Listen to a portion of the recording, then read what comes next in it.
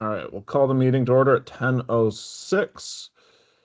First up, our agenda is additions or deletions to the agenda. I realize I made an error on the approval of the minutes. We're approving the minutes of August 26th, not 28th. So I guess I'll make a motion to amend the agenda to the August 26 minutes. Is there a second? I'll second.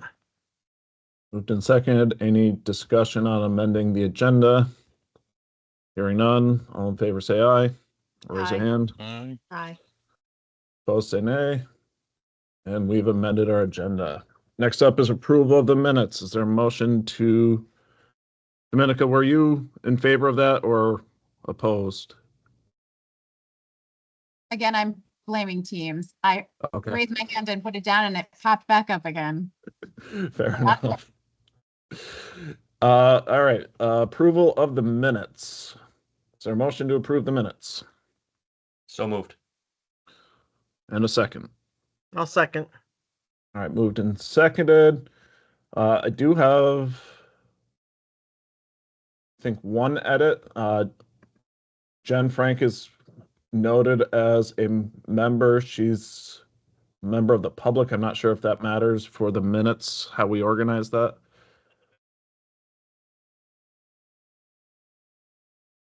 Kim, do you have an opinion?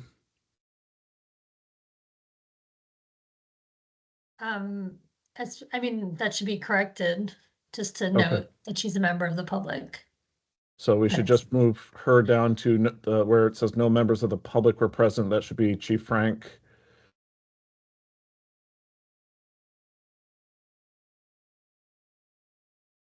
Aside from that, it looked good. Any issues with that modification? Hearing none, all in favor of approving the minutes as amended or edited, say aye. Aye. Aye. Opposed, say nay. And we've adopted our minutes. So we had a bit more of a structured agenda for our last meeting, but we were really, I think it'd be fair to say, brainstorming. So I figured we'll continue with that heart. We do need to start formulating this into a document, which I've begun a framework based off of another report. It's not populated with anything yet, but we'll start building that out as we get more of the brainstorm on. And Kim sent a outline of her notes to me, so we'll work on getting that incorporated into the framework as well. But with that, I'll basically just open the floor. Where do we want to go based off where we left from last week?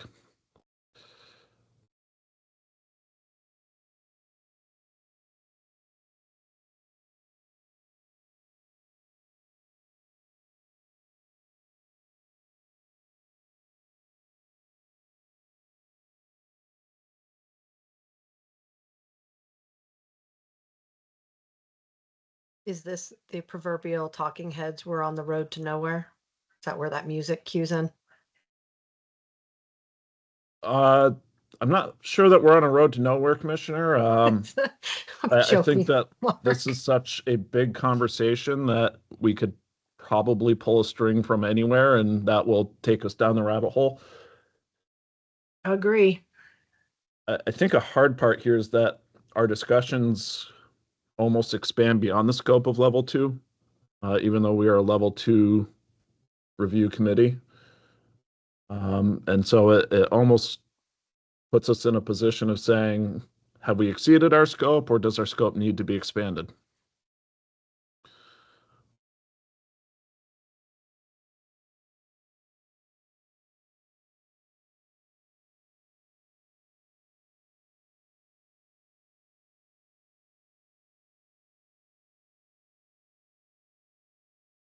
I guess while we ponder. Oh, go ahead. Well, I was just, it's Rob Shaw. Based on your modular trade type approach, there certainly was, call it scope creep. If we're looking at fundamental baseline training for all officers from all levels, they should have to some degree similar levels of the same training. Right now, it's obviously bifurcated.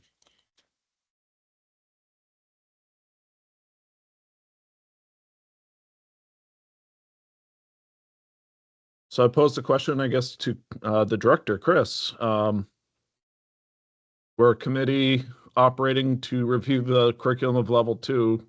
How do you feel about us expanding beyond just the level 2?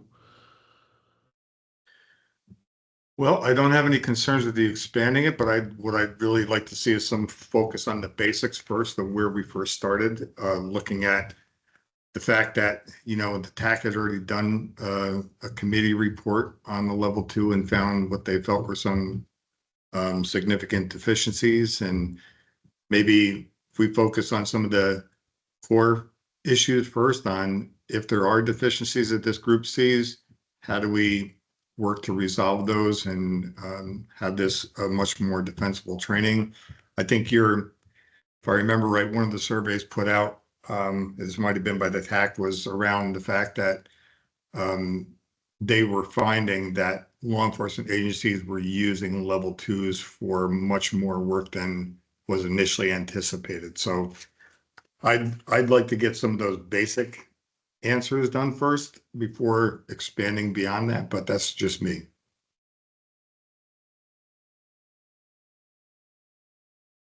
Would you feel comfortable if we accomplished the expansion, which then led to recommendations about a linear progressive training as opposed to this current 2-tiered parallel training method we use?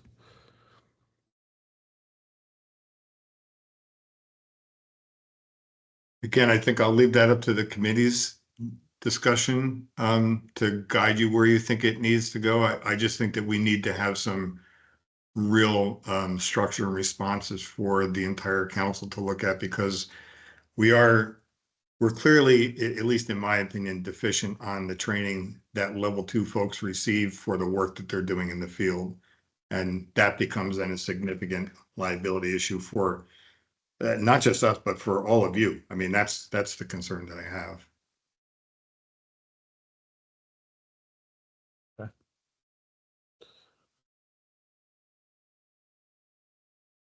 Other, Anthony. Sorry, I didn't see my hand go up. Do we think that we're deficient because we're not getting or not able to get certain training, or do we think we're deficient because the training that we are getting is not adequate? For example, requiring level 3s to have a certain number of training hours for firearms, but level 2s get less, when the reality is if you're out there with a gun, you could, get the exact same situation, whether you're a level 2 or level 3. So that's a big question for me. Which one is the deficiency that we're talking about?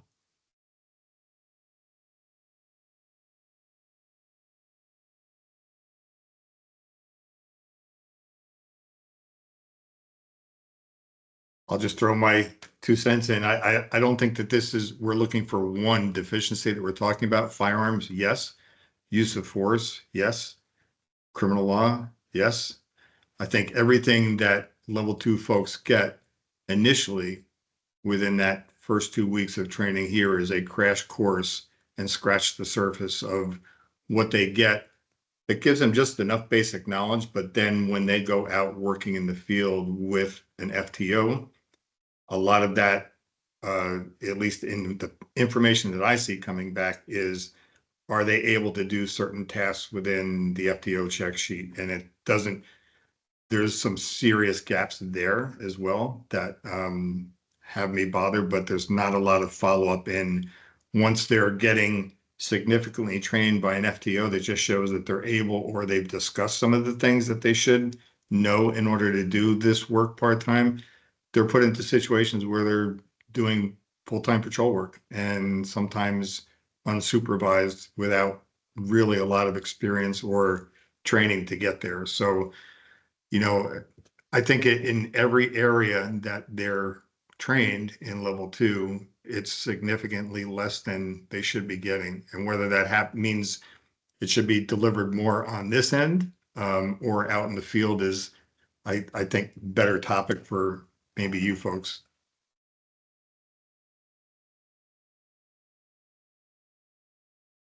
Jason. To the director's point, I wonder if a starting point for us is to take the high liability areas and focus on them first. High liability coincidentally being the core subject areas. So use of force, EVOC, firearms, criminal law. Maybe we focus on those first. How do we find a way to bring some equivalency to current level 2? As he said, I mean, the entire program lacks when compared to level 3, but those were the only areas studied by the TAC were those major blocks of instruction, which again were the high liability areas. So maybe that's where we focus at first. Just an idea.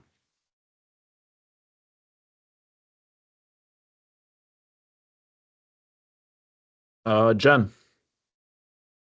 Another avenue of consideration might be to reach out to professional regulations for the level 2 officers that found themselves in violations of scope of authority and to see where those areas are, because that might reflect some of the challenges as well. That we can do. I assume you are not in a position as a member of professional regulation to be able to speak to that at the moment. I would prefer to spend some time gathering data so I could speak with supportive data as opposed to just my own personal conjecture. Okay. So how about this? Let me share my screen with the framework of a report that we conveniently co-opted from the Department of Public Safety and a different report they did. Commissioner, please thank Wilda for this. I will. She's an ace.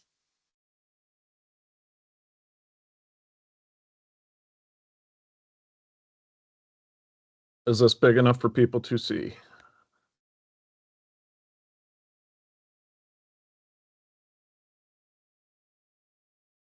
Oops. All right. So in short, basically, it's very bare bones right now. Executive summary can't be written because we haven't even developed the report. So we'll just press on. Basically, who's involved, what did they say, when did we meet? We'll populate out what the existing training models are, which I think we broadly understand. Based on what I'm hearing, I think we need to lay out what our goals are, and then we had the recommendation from Jason about addressing, and the director about addressing areas of concern of high liability training. Just broadly, having conversations with my firearms instructors, one of the things that was brought up with the use of force policy, as we talk about firearms, there's concern that there's been a shift from what was known as the Graham v. Connor AOJ model, ability, opportunity, jeopardy. Firearms instructors no longer teach the use of force policy. That's been referred, as I understand it, entirely over to the defensive tactics instructors. But there's also been a shift that it's now ability, opportunity, and even though I've read it a dozen times, I can't remember the specific language, but I think it's Jeopardy.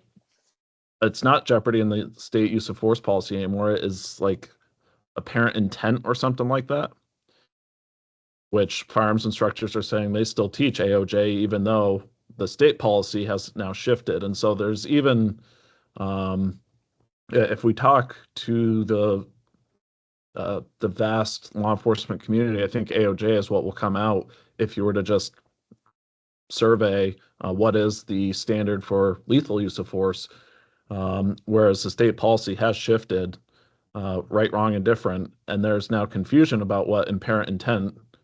How do we explain that, teach that, and drill that into our training models?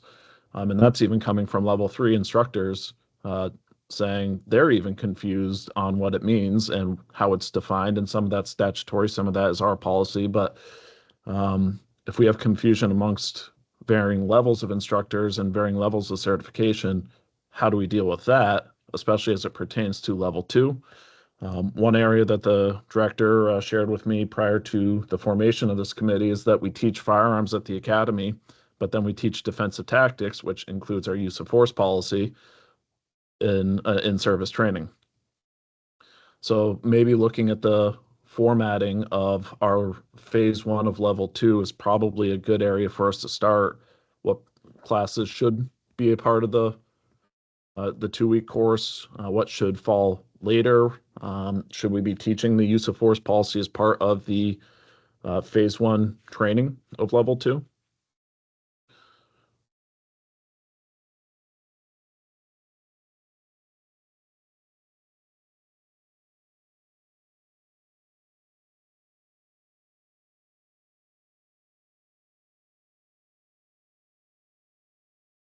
Anthony has his hand up. I'm not sure if that's old or new. I think that's old. Yeah, that's old. I was gonna say that we can't. I don't think we can cut corners on. I understand where everyone's coming from with level 2s are supposed to learn, and I agree. We're even with a level 3, we're gonna put them through a whole process, and or at least we are, and they're gonna learn everything that I want them to learn from my agency at the agency. But there's certain things like use of force, and firearms and evoc that they're inherent to any level officer, and you just can't. I just feel like you can't cut corners on that. That they need to go through whatever the full process would be, in some way, shape, or form. There needs to be. There just can't be an abbreviated version for some things. At least that's what I think. Just gotta figure out how to put my hand down. Is it down? It's not working. Venica. Anthony, don't worry, that happened to me too. Just keep trying to click it and it'll go off at some point. I just think that the more places that we can teach use of force and its applicability, the better. I think these things don't kind of happen in the silos. They're happening in different scenarios and other things like that. So I think any place where we could reinforce use of force and those decision-making and those standards, I think would be important to incorporate across the board.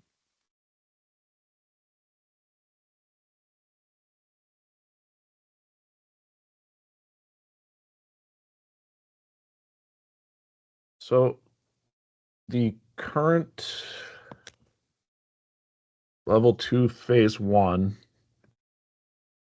do we have what those classes are?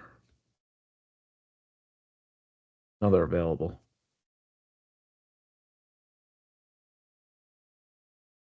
I think Dan is on this meeting. Maybe he can join us to provide some insight. I think.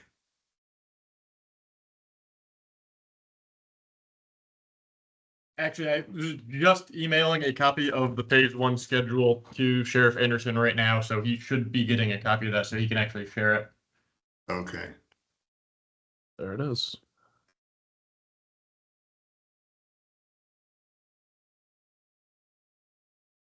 So actually throw this into our chat.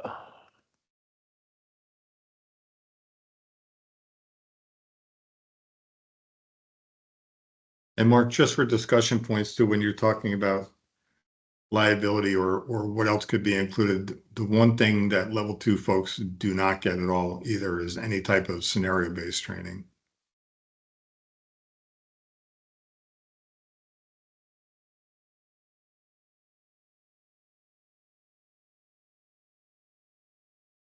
So let's have a deficiencies.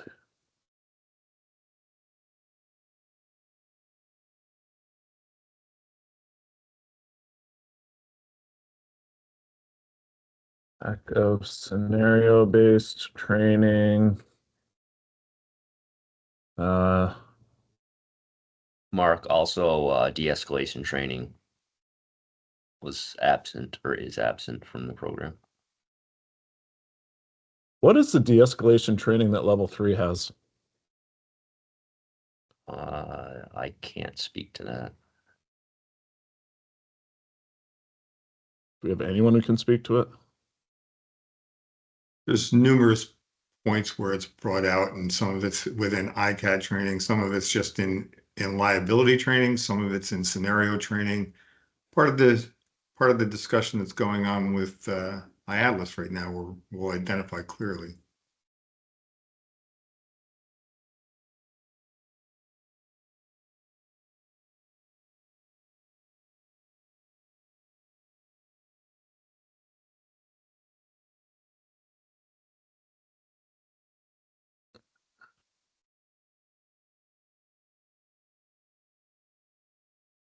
So I'm gonna plop the calendar into this.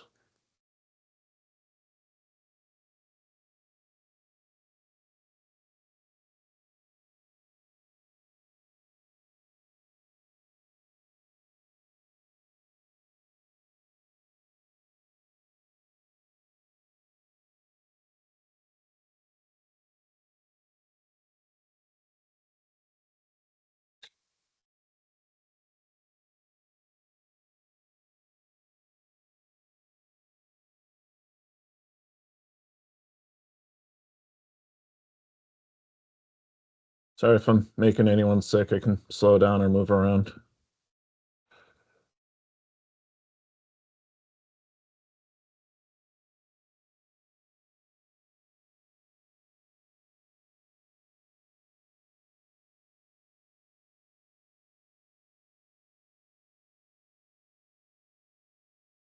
So we start with modern policing, intro to criminal law, search and seizure law, use of force and range. I'm sorry, I'm looking at this the wrong direction. So modern policing, police liability is week 1, day 1. Criminal law, laws of arrest is day 2. Seizures, day 3. Firearms, day 3. Day 4, day 5. Week 2 is patrol procedures all day. Basic handcuffing. Dan, is the EVOC training just PowerPoint? Yes, everything that we do, Sheriff, is all PowerPoint related for this. So Patrol Pro and driving are all PowerPoint only, no hands-on. And motor vehicle law, juvenile law, ethics, report writing, and an exam.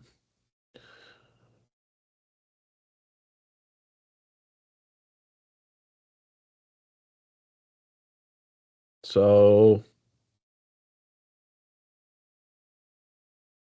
it's the website. I'm sorry, these are phase 2 courses.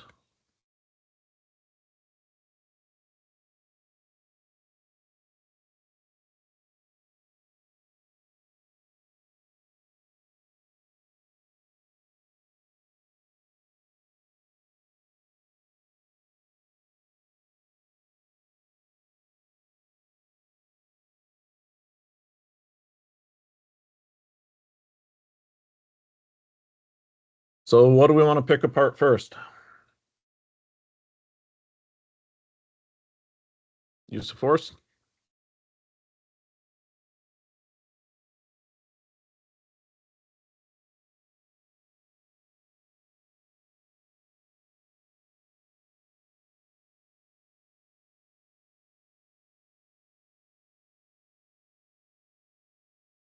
Mark, I'm curious, at the risk, because if we expand training, it's going to expand the program, more work for the academy.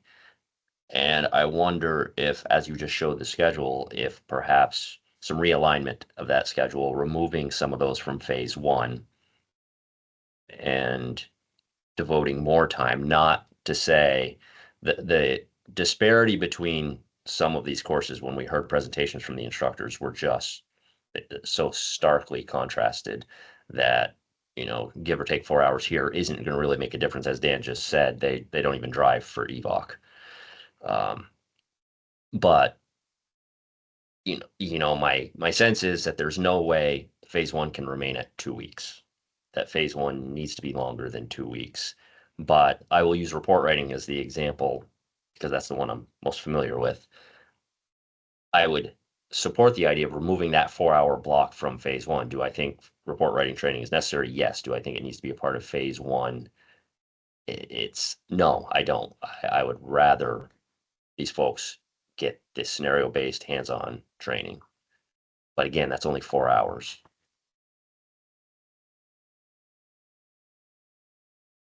Well, I think this comes back, if we're going to talk about the format in which we deliver training, I mean, the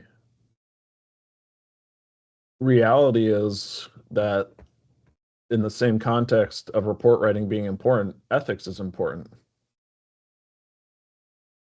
But do those need to be delivered in a classroom setting as an introductory training level? Could that be, could those be programs that have some sort of distance learning type modules, similar to how with firearms, we say you need to work with a firearms instructor before you come to the phase one class to show safe weapons handling proficiency, whatnot. I've said this before, the ethics classes I had in both what was then part-time, but now level 2 and level 3, I can't remember much of the content of either of those programs, which with Bloom's taxonomy of learning, that's probably an appropriate level for an introductory officer. From my college courses, I have a far more in-depth understanding of ethics, systems of ethics, that we could talk philosophically about for hours. And those were done online. And so with report writing, can it be watch a video? Not really. But can there be a back and forth with an instructor? Here's a video, watch the video, it's a DLS arrest. Now we come back with work product that is submitted to the instructor that can then be reviewed for the next class. I don't think that I've heard pushback, and please someone challenge this, but I don't think I've heard pushback of opposing training. It's accessing training that is generally the frustration that people have.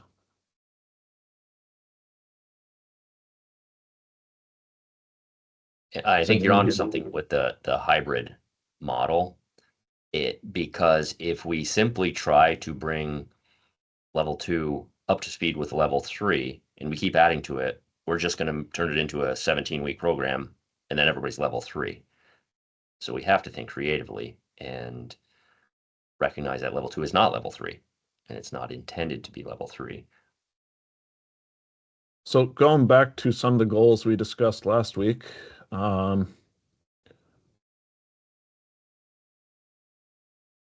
we were talking about trying to elevate level 2s to level 3s. And so that's consistent with building the 17-week program. It's an alternative training method as opposed to the level 3 soup to nuts. But it's also acknowledging like the judiciary's needs for law enforcement in the courthouse. We don't necessarily need a person capable of investigating the burglary. More often than not, they're making an arrest for a warrant. Loretta. Not necessarily. Some of the current classes that we're doing are being done and then being recorded. Is that maybe something that we could do for like our full-time academy classes, say like criminal law, for example, record each week's, and I don't know if that's 5, 6, 8 weeks, whatever it is now, and then have the level 2s do that in a, this is just a suggestion. I don't know if it's even possible, but you know, and then test out of that.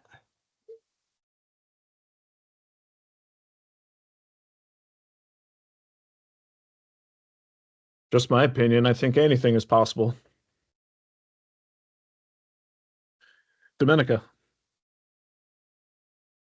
And just in kind of thinking that, you know, this is something that we'll prepare and give to the greater council, just on a basic building block level, is there any kind of document which says this is what level 2 officers do throughout the state? This is what this is, as opposed to level 3, so that we could start from where the basic building, but like you're saying, court officer, like all those kinds of needs, is there something that has been created already that kind of lists what those are or some of the unique things? Because I feel like it's hard for me anyway to talk about what I think should be priority or what makes sense without knowing what the objective is first and what that expectation is. I can probably fill out that list because, at least from a sheriff's perspective. I think they're doing everything, and I think that certain things are being held for level 3s after the fact, and I think that there's certain instances that I've heard where office level 2s are going through the whole process of something they really shouldn't be doing, and then they're being. I mean, the assumption is, at least for me, that they are performing close to a level 3 level.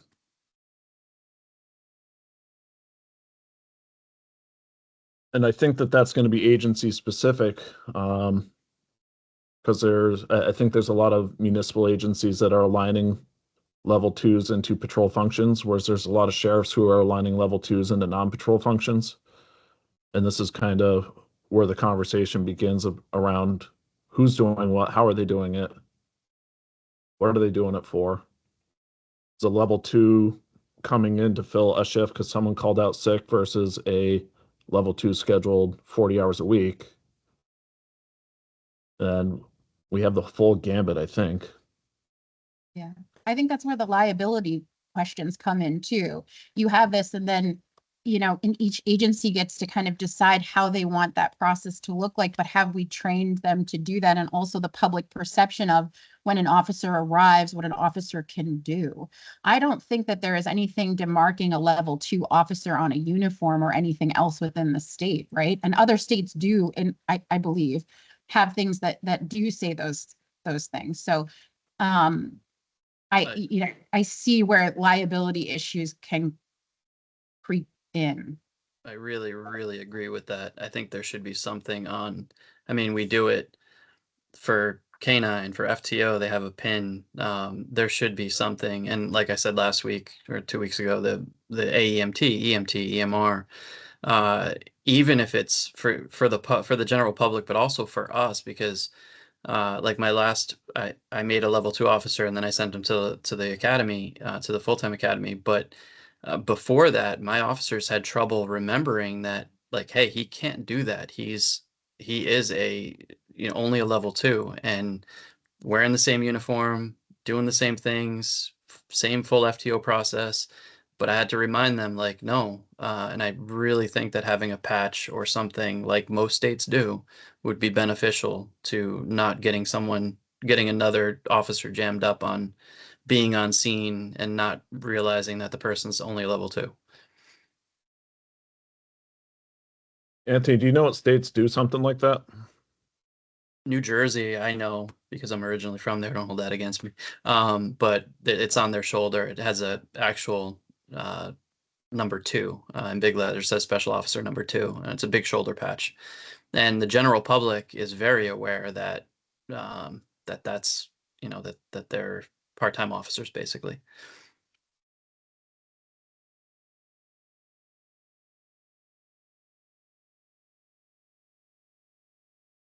I feel like we should be mapping out what is the most basic that a level 1 should have. For instance, a level 1 you could probably cross out evoc. And what are the most basic things that that cannot be shortened for a level 2. And I don't know if maybe it's not possible. I feel like for a level 2, they should have some time behind the wheel. I mean, I don't know what that looks like, but certain things that I think you could definitely cut from the level 1 if they're going to be in court, basically, or whatever that looks like.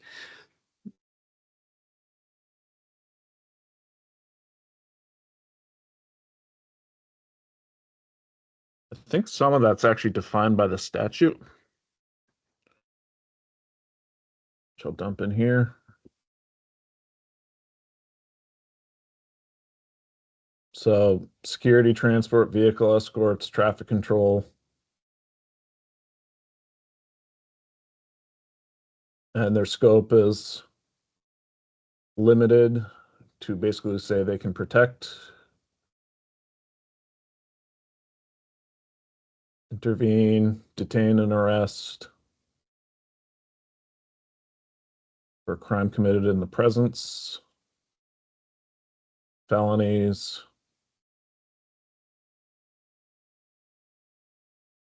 and then call someone else to help.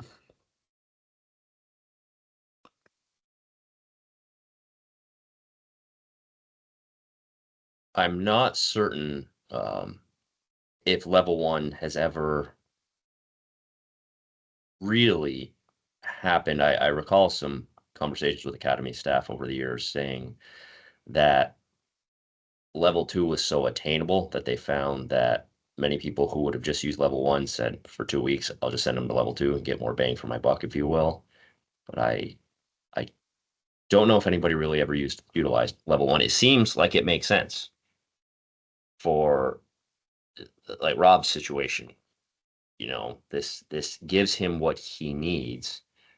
It's already provided for in statute, but I think it's something we can fall back on and then expand level 2. But to allow for this application of it, I think makes sense.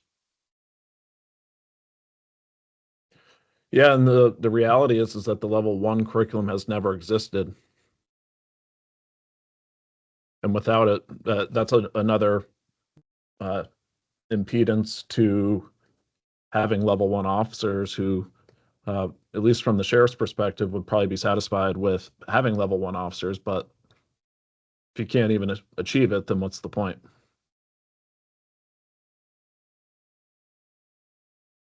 I know that there was some work being done by Roger Marcoux, he's the Lamoille County Sheriff, on building out a level 1 curriculum. I'm not sure how far along that ever got. I know that one of the people working on it is no longer in their current role, so that might have been put on ice.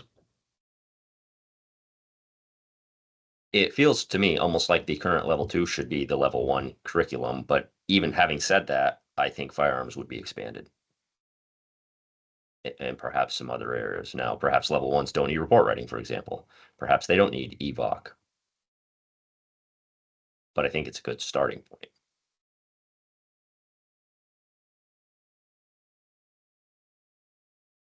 If I can interject, I think one of the things that you also have to be very clear on is that when you figure out the type of training you want, the job-specific tasks should be identified so that they are very clear and there's no bleed over between. So because there's no current level 1 training, all agencies, including sheriffs, or I shouldn't say all, but all municipalities that use level 2 and sheriff's departments will send somebody to level 2 training, but they'll have vastly different job responsibilities once they get out.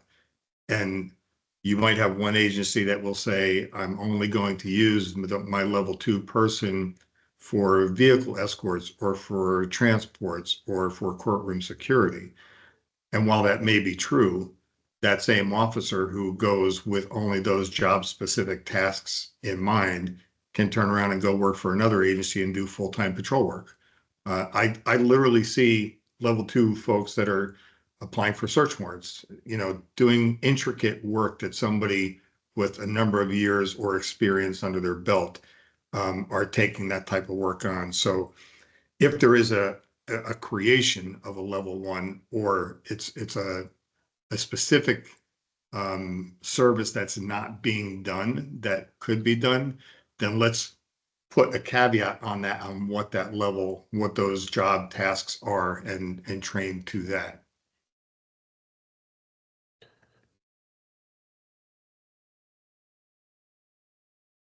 And that's, I think, where if we were to shift from our parallel model to a progressive model, where maybe a level 1 really has no ability to do search warrants, I think, but a level 2 does.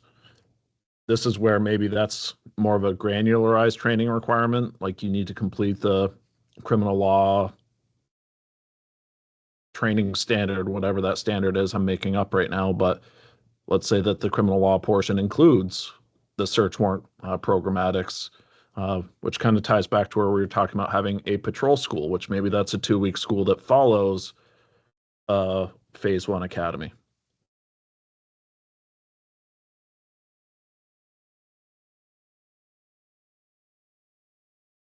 So I think it was last week we talked about, I'm going to go back up to our goals.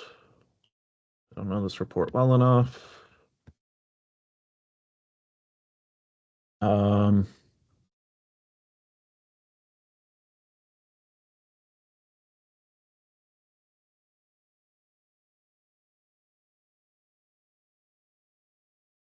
Articulate why we need level 2. I think this comes back to what Domenico was saying, like, what are these people doing? So do we want to kick around what they're doing first before we start to solve the problem? Does that make sense? See some head nods. So we'll go with that. Maybe a copy of what they can and can't do, their level 2E certification allows them to do. I know that the Academy, if Dan can get that for us. I was able to plug that in up top. I won't scroll back there, but I pulled it right from the statute. The 2E's is probably not included in that language because that's kind of an odd. Thank you. Odd thing from Vermont.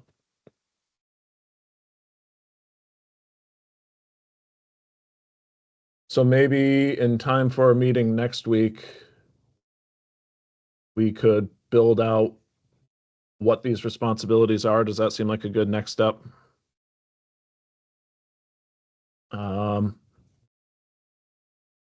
Jason and Anthony, could I ask you guys to build out the patrol section from a municipal view based on your familiarity with VA Cop?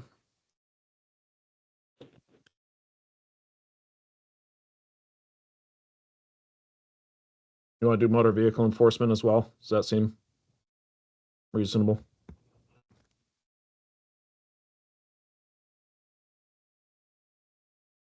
Rob, you and I can work on court officer. Sure.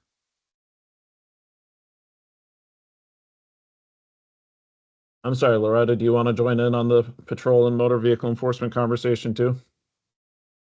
I certainly can if you like.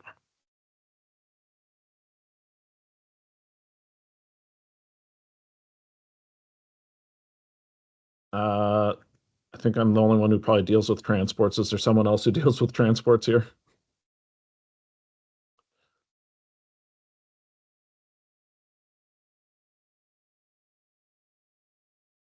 I can help you if you want.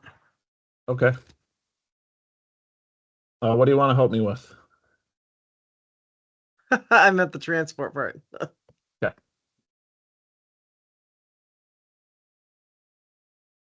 Does anybody do infrastructure security safeguarding? It's not a current issue in my county, but we used to do this at like Vermont Yankee when Homeland Security threat levels would increase. We need to provide law enforcement presence at the facility. Dams sometimes need it. I'm sure there's other things like I don't know if it's the GE plant or some other aircraft manufacturer, I think in Rutland County. I can jump in on that, Mark. We do a lot of executive protection type details, so similar.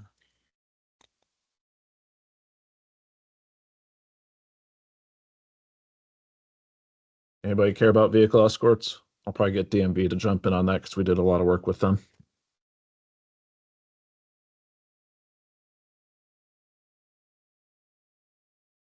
And traffic direction, parades, construction details.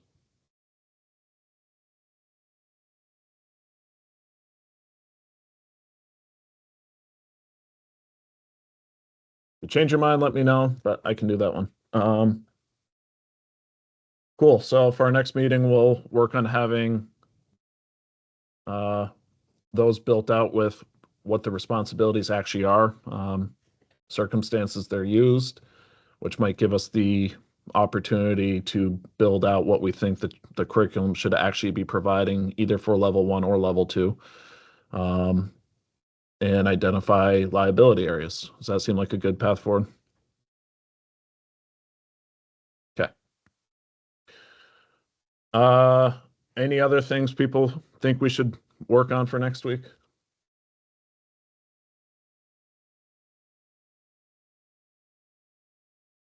Cool. I'm gonna stop sharing my screen. Go back to the agenda. If I can find it.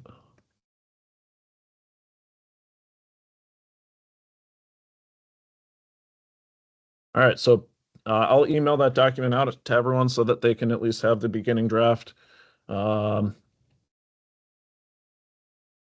Next up, we'll take public comment. Any comment from members of the public?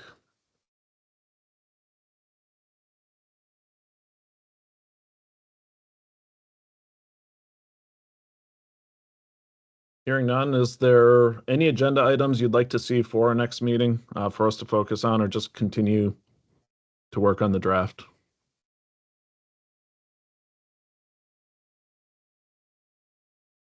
Cool. Then our agenda is going to look fairly similar to this, and we'll go from there. Having no other business, is there a motion to adjourn? So moved. Looking for a second. Second. All right, moved by Jason, second by Loretta. Any discussion? Hearing none, all in favor say aye or raise a hand. Aye. Opposed say nay. All right, happy Monday, everyone. Have a good week. Take Thanks, care. everyone. Be safe. Bye-bye.